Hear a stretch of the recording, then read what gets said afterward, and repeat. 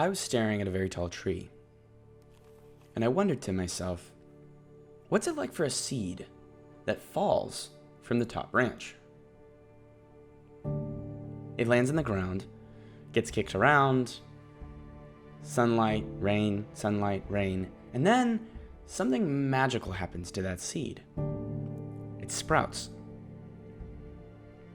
It grows seemingly out of nothing, this tiny little thing, this tiny little seed, no bigger than a speck, grows into this giant tree. Where does it learn to do that? What does it need to accomplish that? And how are humans similar? Maybe you think that this doesn't involve you. You're not like a tree, right? But I want you to think about how you are like a tree. See, plants are so complicated, but their needs are so simple. It's nutrients, sunlight, water, CO2.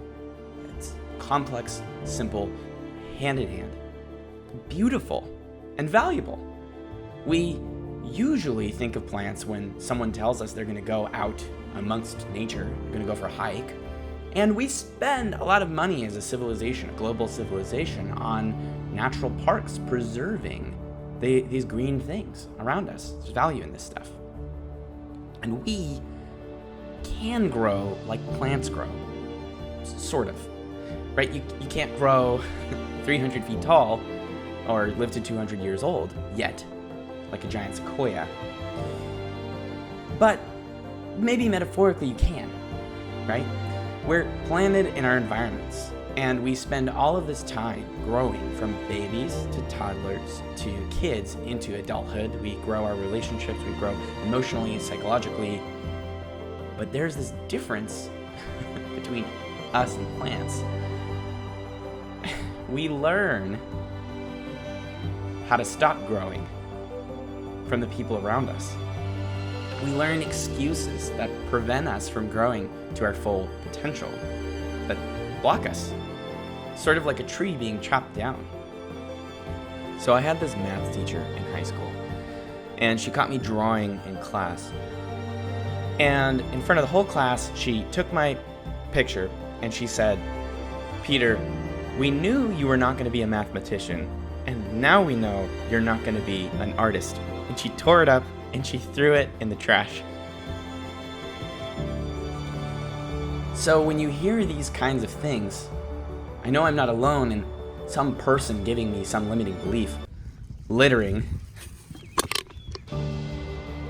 my mind with some negative reinforcement. The task is now to overcome this, to grow past it. And this is where we can learn from plants. See, now I'm sort of both. I work in technology, I create a lot of art. And it doesn't matter so much what people say I can and can't do. This is not me bragging. This is me telling you that what matters most is what you tell yourself, what you can and can't do.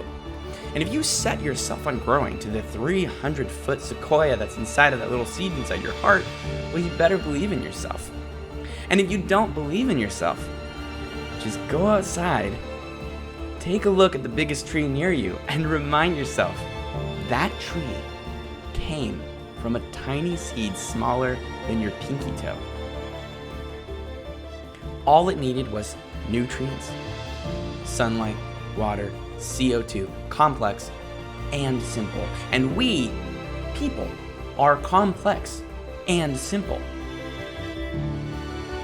Trees, plants are magnificent. Fractal, recursive patterns evolved to capture sunlight and CO2 to grow and grow and grow. And they're not ashamed of themselves, and they're not trying to be something. They're magnificent just the way they are. And I know you've heard this before. And you may think it's corny, but so are you. You're magnificent, exactly as you are. You are the only person on this big green and blue globe who can be you. And if you forget that, just go look at a tree.